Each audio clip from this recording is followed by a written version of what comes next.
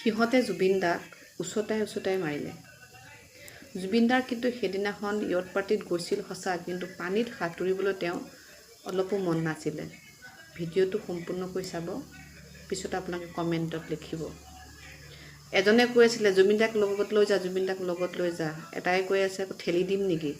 ইফালে আন এজনে কৈ আছে হেৰি দেই চাম কোনে কিমান পাৰে, মানে সৰু ল'ৰা ছোৱালীক আমি যেনেকৈ উচতাই দিওঁ সেই উচতাই দিছিলে। গতিকে এইটোতো একেবাৰে পৰিকল্পনা কৰিয়েই তেওঁক হত্যা কৰা হৈছে। গতিকে ইয়াৰ উচিত তদন্ত লাগে। ভিডিঅ'টো চালে আপুনি গম পাব।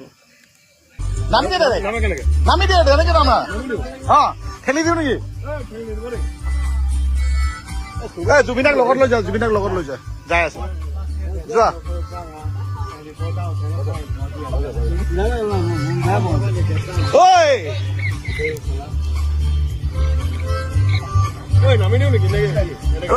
জুবিনাৰ লগত একেলগে যোৱা। জুবিন দা কি কৈ আছে?